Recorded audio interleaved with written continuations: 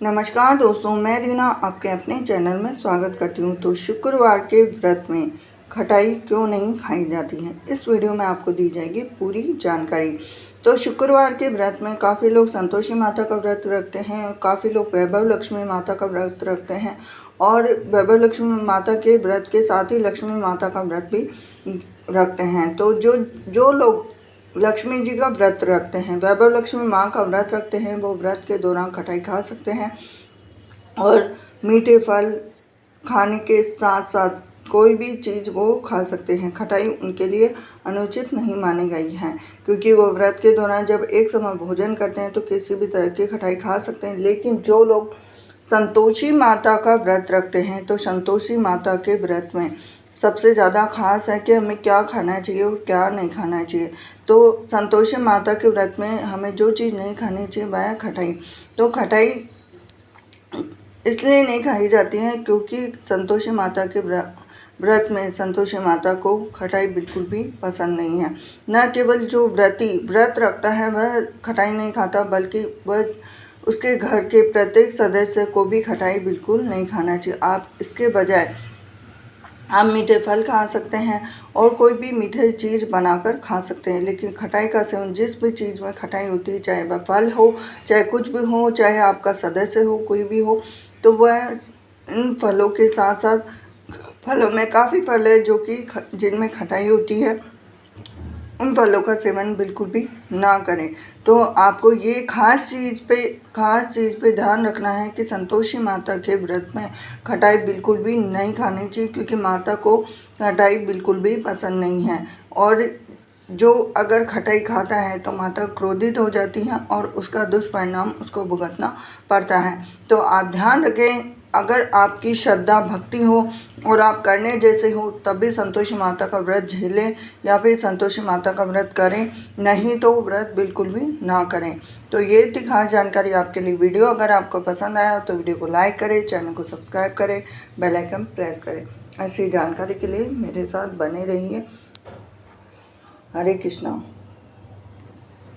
नमस्कार दोस्तों, मैं रीना आपके अपने चैनल में स्वागत करती हूँ। तो संतोषी माता के व्रत में कौन से फल खाने चाहिए और कौन से फल नहीं खाने चाहिए।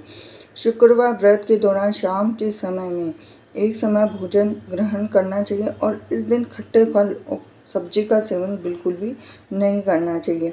और व्रत में आप सभी तरह के फल खा सकते हैं संतोषी माता के व्रत में, लेकिन जो खट्टे फल हैं वो बिल्कुल नहीं खाने चाहिए, जैसे संतरा, अंगूर, पपीता, खरबूज, तरबूज और भी काफ़ी फल हैं जिन फलों का सेवन बिल्कुल भी नहीं करना चाहिए। इस दौरान व्रत करने का संकल्प लें और प्रसाद को दूसरे लोगों के बीच बांट दें। याद रखें कि प्रसाद उन्हीं लोगों को दें जो कि खट्टी चीज़ों का सेवन नहीं करेंगे। पूरे दिन संतोषी माता का ध्यान करते हुए व्रत रखे हुए शाम के समय दिया बाती करने के बाद खाना खाएं, लेकिन खट्टी चीज़ों को गलती से भी खाने में शामिल बिल्कुल भी ना करें। अब सब्जियों में खीरा है तो खीरा भी खट्टा होता है, तो खीरा भी आपको सब्जियों के दौरान नहीं खाना चाहिए।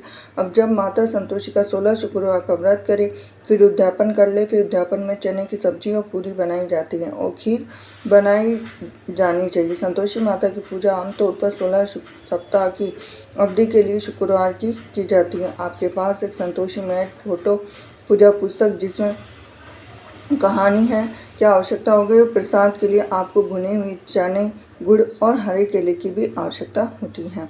संतोषी माता के व्रत में जब भोजन ग्रहण किया जाता है तो उसमें काफ़ी चीज़ें हैं जिनका आपको ध्यान जरूर रखना चाहिए।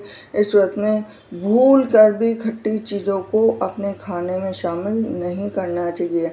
अब ये है कि काफ़ी लोग जैसे इस दिन दूध का सेवन कर सकते, खीर खा सकते, रसगुल्ला खा सकते, चना, गुड़ खा सकते हैं, लेकिन सेब, अनार इत्यादि इन सब फलों को खाने में शामिल नहीं करना चाहिए। व्रत के दौरान जैसे आप और दूसरा शुक्रवार जैसे वैभव लक्ष्मी का व्रत करते हैं तो पपीते का सेवन कर सकते हैं, लेकिन जो संतोषी माता के व्रत में पपीते का सेवन बिल्कुल भी नहीं किया जाता है, क्योंकि शुक्रवार को खट्टा इसलिए क्यों नहीं खाते आपको पता है। मैं आपको बताना चाहती हूँ कि हिंदू शुक्रवार को शुक्र के साथ जोड़ते हैं। प्रत्येक ग्रह में स्वाद की प्रकृति होती है, लेकिन घी, चीनी, सफ़ेद चावल माने जाते हैं शुक्र ग्रह से। लेकिन कभी कभार ये भी है कि भूल कर भी आपको शुक्रवार के दिन खट्टा दही बिल्कुल भी नहीं खाना चाहिए, दही बिल्कुल नहीं खाना चाहिए। तो ये थी खास जानकारी आपके लिए वीडियो। अगर आपको थोड़ा सा भी रोचक लगा हो तो वीडियो को लाइक करें, चैनल को सब्सक्राइब करें, बेल आइकन प्रेस करें। हरे कृष्णा।